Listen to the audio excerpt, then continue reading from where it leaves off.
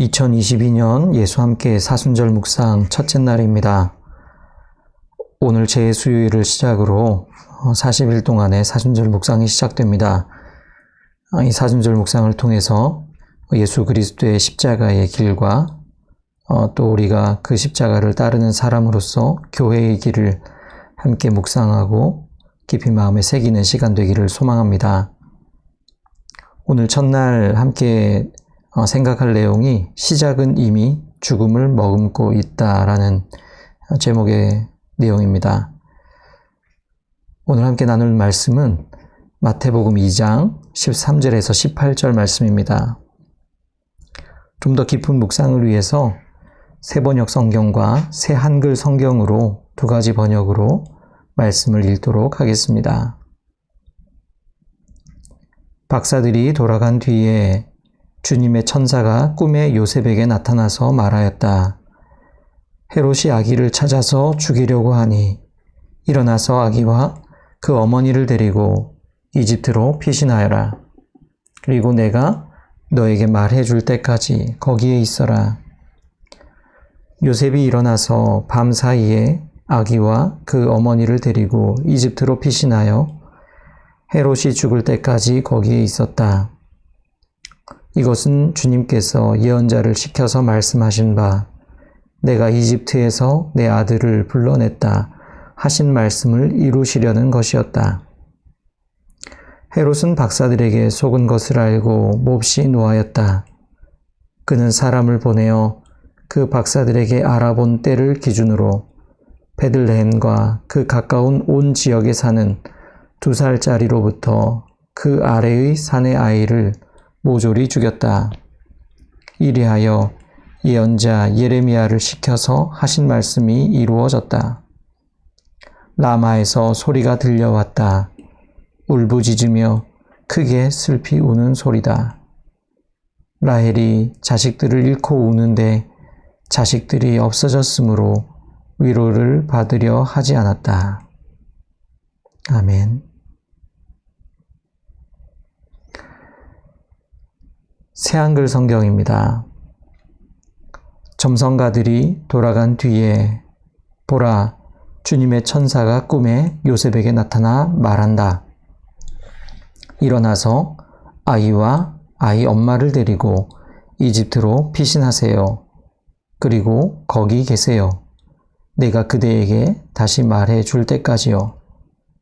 당장이라도 헤롯이 그 아이를 찾아 없애버리려 하고 있어요. 요셉이 일어나서 밤에 아이와 아이 엄마를 데리고 이집트로 떠나갔다. 그러고는 헤롯이 삶을 마감하기까지 거기에 있었다. 주님이 예언자를 통해 하신 말씀을 이루려고 하신 것이었다. 이런 말씀이었다. 이집트에서 나의 아들을 불러냈다. 그때의 헤롯은 점성가들에게 속은 것을 알고서 몹시 화가 났다.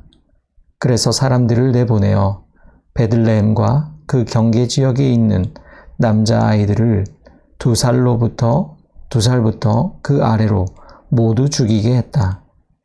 점성가들에게 자세히 물어 알아내려고 했던 그 시간을 기준으로 한 것이었다. 그때의 예언자 예레미야를 통해 하신 말씀이 이루어졌다.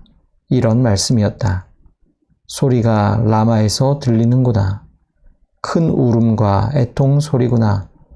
라헬이 자기 자식 일로 우는데 위로받으려 하지 않는구나. 자식이 없어진 까닭이야. 아멘. 순환절에 대한 묵상은 대개 예수님의 생애 마지막 일주일 동안의 이야기들에 집중되어 있습니다.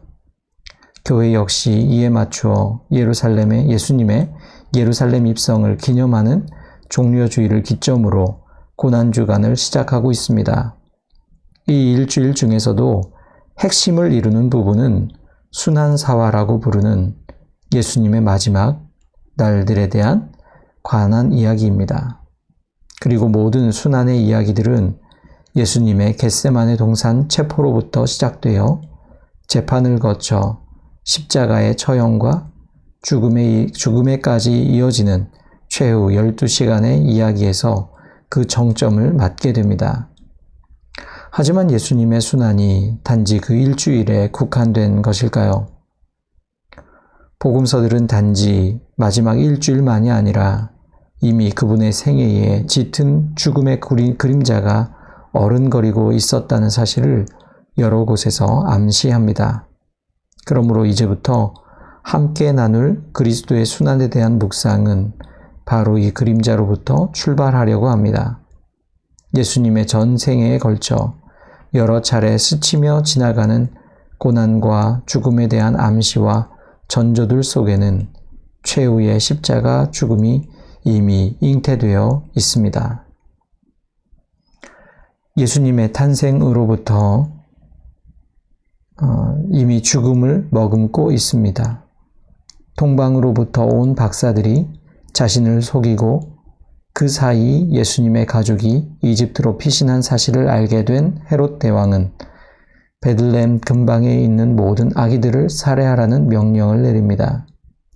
이 일로 죄 없는 수많은 생명이 목숨을 잃게 됩니다. 이 대목에서 성경에는 기록되지 않은 예수님의 심정을 상상해 봅니다. 나중에 이 사실을 알게 된 예수님은 이때 목숨을 구한 일을 천만다행이라고 생각하셨을까요? 그럴 리가 없습니다.